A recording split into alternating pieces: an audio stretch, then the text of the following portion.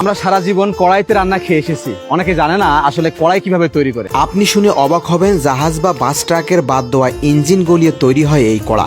বিশ্বাস করতে কষ্ট হবে জানি, প্রথমে এগুলি এত পরিমাণ হিট দেওয়া হয় যা গলে গিয়ে আগ্নেয়গিরির গলিত লাভার মতো রূপ নেয়। মজার ব্যাপার হলো এতে লোহা গলবে না, শুধু দস্তা গলবে। এগুলো হিট দিয়ে চলুন যায় মূল কড়াইয়ের ছাঁচ তৈরি দেখি।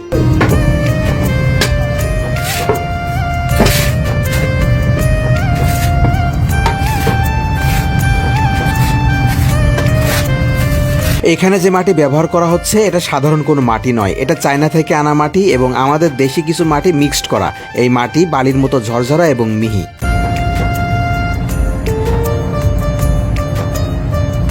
ছাঁচ তৈরির এই কাজে কিন্তু প্রচুর কৌশল ব্যবহার করতে হয়। আপনি খেয়াল না করলে বুঝতে পারবেন না শেষে যে আসলে কেমনে কেমনে কি হইল। দেখে মনে হবে এই বুঝি শেষ হয়ে গেল, কিন্তু না। আমরা বাজার থেকে কিছু টাকা দিয়ে কড়াই ক্রয় করে বাসায় এনে রান্না করি, কিন্তু এটা তৈরি করতে যে নারী পুরুষদের কি পরিমাণ পরিশ্রম করতে হয় তা নিজ চোখে না দেখলে বিশ্বাসই করতাম না।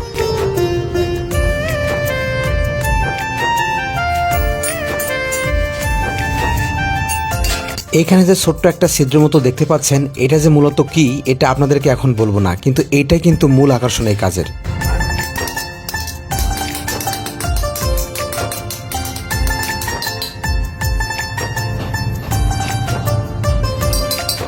এখানে এক ধরনের গুঁড়া ব্যবহার করা হচ্ছে। এটা আজব গুঁড়া, যা দিলে ধুলা এখানে বসতে পারবে না। বাতাস করছে, গুঁড়া দ্বারা ধুলা উড়ে যাচ্ছে। ছাঁচগুলো সব রেডি করা হয়েছে, এবার কড়াইয়ের আংটা তৈরি করার পালা। এখানে দেখতে পাচ্ছেন কড়াইয়ের আংটা অভিনব কায়দায় সুন্দর করে তৈরি করলো। বন্ধুরা, এবার সেই বাস ট্রাকে দস্তা গলানো পানি কড়াইয়ের ছাঁচে দেওয়ার জন্য নিয়ে যাওয়া হচ্ছে খুব সাবধানে, কারণ এটা এতটাই উত্তপ্ত যে একটুখানি লাগলেই জীবন যৌবন শেষ।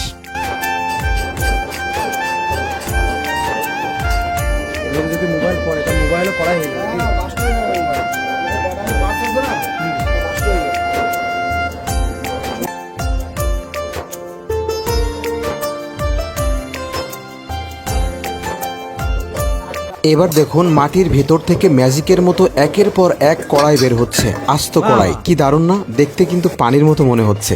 আসলে এখানে প্রচুর গরম এই কড়াইয়ের তাপে।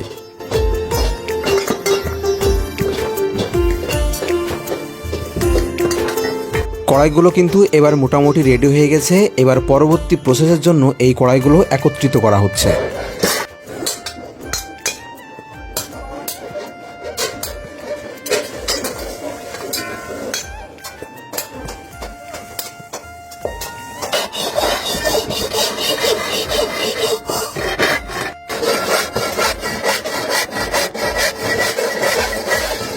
কড়াই পুরুষেরা তৈরি করলেও লাস্ট স্টেপের ফিনিশিংয়ের কাজটা নারীদের হাত ধরেই হয়।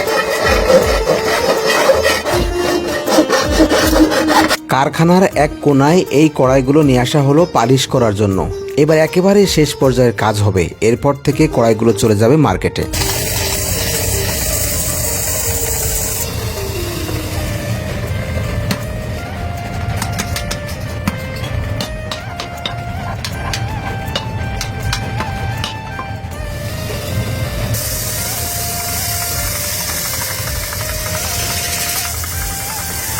ব্যাস, কড়াই প্রস্তুত মার্কেটে নিয়ে যাওয়ার জন্য। আমি আমার বাসার জন্য 2টা কড়াই নিয়ে নিলাম।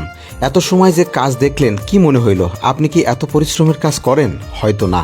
এই কারখানায় কাজ করা মানুষদের চেয়ে যদি আপনি সুখের কাজ করেন, তাহলে মনে মনে অবশ্যই আলহামদুলিল্লাহ বলবেন, কারণ আল্লাহ আপনার খুব ভালো রেখেছেন। আমি যত সময় এখানে ভিডিও ধারণ করেছি, আমি শুধু মনে মনে ভাবছিলাম এত প্রচণ্ড গরমে মানুষ কিভাবে এর ভিতর কাজ করছে।